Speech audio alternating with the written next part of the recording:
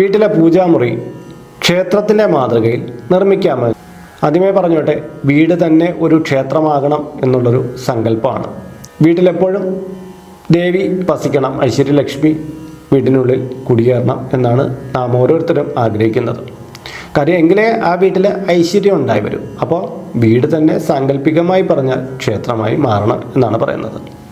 അപ്പോൾ വീട്ടിൽ ഒരു പൂജാമുറി നിർമ്മിക്കുമ്പോൾ അതിനൊരു ക്ഷേത്രത്തിൻ്റെ മോഡലിലൊക്കെ ചെയ്യാമോ എന്നാണ് പലരും ചോദിക്കുന്നത്.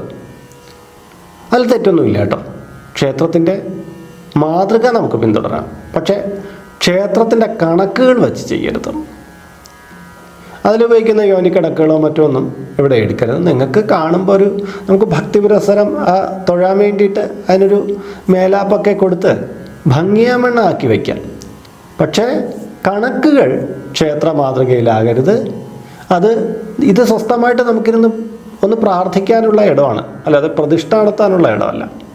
അത് മനസ്സിലാക്കണം. ക്ഷേത്രത്തിൻ്റെ രീതി എന്ന് പറഞ്ഞാൽ അതിനകത്ത് ആ ചൂടും അതിനകത്തുള്ള ആ ഒരു അന്തരീക്ഷം എന്തെന്നറിയുമോ, ആ വിഗ്രഹത്തിനുള്ളിലുള്ള ജീവനെ, അതായത് പ്രാണത്തിനെ, അതിനെ സംരക്ഷിക്കാൻ വേണ്ടി മാതൃഗർഭം എപ്രകാരം അതിനകത്ത് ചൂട് കൊടുക്കുന്നുവോ അതുപോലെ തന്നെ ക്ഷേത്ര നിർമ്മിതിയാണ്. അതിനകത്ത് എപ്പോഴും ഒരു തരം ചൂട് നിറഞ്ഞേക്കും. ഒരു ഗർഭസ്ഥ ശിശുവിന് അതിൻ്റെ മാതാവിൻ്റെ ഉദരത്തിൽ കഴിയുന്ന അതേപോലുള്ള ചൂട്, അതിന് വേണ്ടിയിട്ടാണ് ക്ഷേത്ര മാതൃകകളെല്ലാം അങ്ങനെ ചെയ്യുന്നത് കേട്ടോ. അപ്പോൾ അത് നമുക്കിവിടെ വേണ്ട, കണക്കുകളൊന്നും വേണ്ട.